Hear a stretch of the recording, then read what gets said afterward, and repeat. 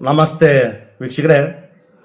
ನೋಡಿ, ನೀವು ಇಷ್ಟಪಟ್ಟಂಥ ವ್ಯಕ್ತಿಗಳು ನಿಮ್ಮಿಂದ ದೂರ ಆಗ್ತಾ ಇದ್ರೆ ಅಥವಾ ನಿಮ್ಮ ಪ್ರೇಮ ವಿಚಾರದಲ್ಲಿ ಕೆಲವೊಂದು ಮನಸ್ತಾಪಗಳಾಗಿ ವೈಮನಸ್ಸುಗಳಾಗಿ ನಿಮ್ಮನ್ನು ಅವಾಯ್ಡ್ ಮಾಡ್ತಾ ಇದ್ರೆ, ನಿಮ್ಮ ದಾಂಪತ್ಯ ಜೀವನದಲ್ಲೂ ಸಮಸ್ಯೆಗಳಾಗ್ತಾ ಇದ್ರೆ, ಸೋಮವಾರ ಅಥವಾ ಭಾನುವಾರ ದಿನ ಈ ಒಂದು ಕೆಲಸವನ್ನು ನೀವು ಮಾಡಿ ಸಾಕು ವೀಕ್ಷಕರೇ. ಏನು ನಿಮ್ಮಿಂದ ದೂರ ಹೋಗ್ತಾ ಇದ್ದಾರೆ ಅಂಥವ್ರು ಸಂಪೂರ್ಣವಾಗಿ ನಿಮಗೆ ಆಕರ್ಷಣೆ ಆಗ್ತಾರೆ, ನಿಮ್ಮ ಮಾತು ಕೇಳ್ತಾರೆ, ನಿಮ್ಮಂತೆ ನಡೀತಾರೆ. ಏನು ಮಾಡಬೇಕಪ್ಪ ಅಂತಂದರೆ 5 ಲವಂಗವನ್ನು ನೀವು ತಗೊಳ್ಳಿ.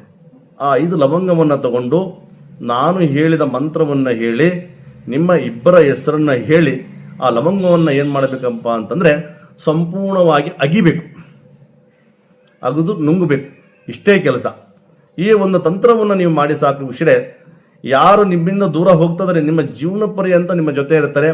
ಮುಂದೆ ನಿಮಗೆ ಪ್ರೇಮ ವಿಚಾರದಲ್ಲಿ ಕಲಹ ವೈಮನಸ್ಸುಗಳಾಗಿ ಯಾವುದೂ ನಿಮ್ಮ ರೀತಿಯಲ್ಲಿ ಬರೋದಿಲ್ಲ, ನಿಮಗೆ ಸಮಸ್ಯೆ ಆಗುವುದಿಲ್ಲ.